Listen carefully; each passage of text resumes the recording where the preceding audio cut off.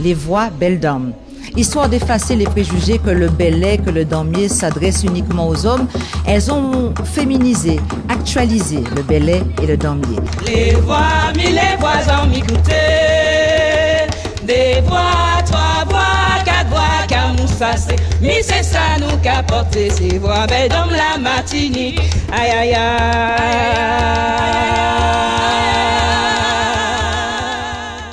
Bonjour, alors, pouvez-vous nous expliquer, enfin vous nous présenter et puis nous dire pour quelles raisons vous êtes au laboratoire Biosanté aujourd'hui? Alors bonjour, moi je suis Christelle du groupe Voix Belles Dames. Alors nous sommes ici au laboratoire Biosanté pour pouvoir faire des analyses de sang pour le chlordécone et les différents pesticides qui aujourd'hui polluent la terre et polluent malheureusement les organes de tous les Martiniquais. D'accord. Et donc qu'est-ce que vous, par cette action-là, qu'est-ce que vous voulez faire passer comme message à la population? Alors déjà il faudrait qu'on s'intéresse tous au problème parce que nous sommes tous concernés par ce problème qui met en danger notre vie, la santé, notre santé, la santé des enfants, la santé de nos parents aussi. Donc il faudrait que chaque Martiniquais se sente concerné pour pouvoir essayer d'améliorer les choses. Si on ne peut pas les enlever, mais on va améliorer les choses. Donc vous pensez que c'est important en fait de faire ce test, que les gens sachent quel taux de chlordécone ils ont dans le sang pour pouvoir... Si, c'est important. C'est important déjà pour notre propre santé. Si par exemple, nous on a ceux qui n'ont pas d'enfants ou ceux qui ont des enfants, ne serait-ce que pour la longévité, ne serait-ce que pour pouvoir avoir une meilleure santé, parce que ça agit sur le travail, ça agit sur la vie familiale, ça agit sur la vie professionnelle, ça agit sur tous les aspects de notre vie. Donc c'est vraiment très important de savoir comment on va. C'est tout simple, plus souvent on se dit bonjour, comment vas-tu? Ben là c'est la moindre des choses, et comme c'est quelque chose qui nous touche spécifiquement en Martinique, donc la moindre des choses c'est de savoir comment on va de ce côté-là. D'accord. Et vous pensez que cette action du collectif Zéro chlordécone, zéro poison, cette campagne de test, il faudra la réitérer? Qu'est-ce que vous en pensez, vous? Alors je pense que ce n'est qu'un début, parce que c'est pas quelque chose qui va se résoudre comme ça d'un claquement de doigts. Donc là on est là déjà pour sensibiliser les choses, on fait déjà le premier pas. Nous sommes des artistes, donc nous essayons par ne serait-ce que le fait simplement d'être artiste, de proposer aux autres, d'inviter les autres personnes, monsieur tout le monde à le faire.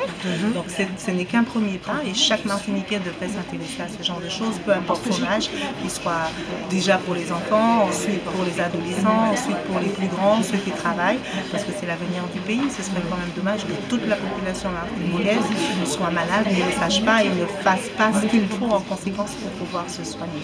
D'accord, donc vous encouragez les gens à faire le test? Oui, ne serait-ce que pour l'amour de soi, l'amour de la Martinique, l'amour des autres aussi déjà.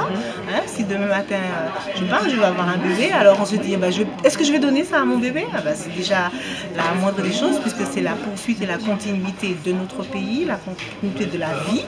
Donc ça commence comme ça et ça doit continuer aussi comme ça. Donc j'invite et j'incite chaque personne à pouvoir se renseigner, et si tout le monde le fait, ça incitera l'État à mettre en place tout ce qu'il faut pour pouvoir déjà subventionner cette action, parce que ce n'est pas forcément encore le cas, mais que l'État puisse se bouger un petit peu, parce que quand il fallait polluer le pays, l'État s'est bougé pour polluer le pays, donc maintenant il faut que l'État se bouge aussi pour dépolluer le pays et la population. Non, mais c'est vrai, vous avez tout à fait raison, hein, qu'il faut que chacun prenne ses responsabilités, parce que mener une action, une campagne de test comme ça, ce n'est pas non plus facile pour le collectif avec les moyens qu'il a. Et puis notamment, que pensez-vous aussi par rapport au remboursement, en fait, à la prise en charge de ce test, parce que nous sommes contaminés, mais on n'a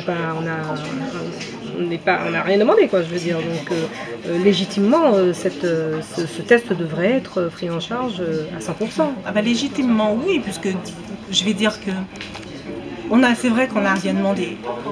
Nous, on n'a rien demandé. On va dire que ceux qui avaient le pouvoir à ce moment-là ont accordé l'autorisation de déverser ça dans les sols. Donc ceux qui avaient l'argent ont utilisé ça. Donc maintenant que toute la population, la majorité de la population martiniquaise est concernée, si les gens n'ont pas forcément les moyens de faire le test, les moyens de se soigner, ils ne le font pas. Donc je pense que le plus simple, c'est que l'État se mette en mouvement pour pouvoir vulgariser ce test, donc permettre à tout un chacun de pouvoir y aller, donc pouvoir se dépister.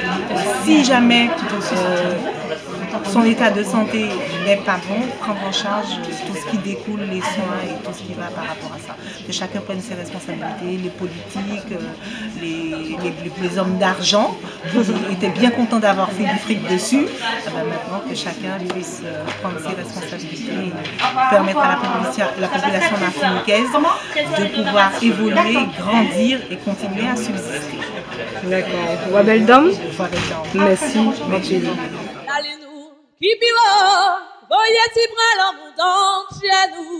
Petite camande pousse, doit-tu trop coûter pas kawayo? Allant tourner en rituel, bah nous la force pour nous tchembe.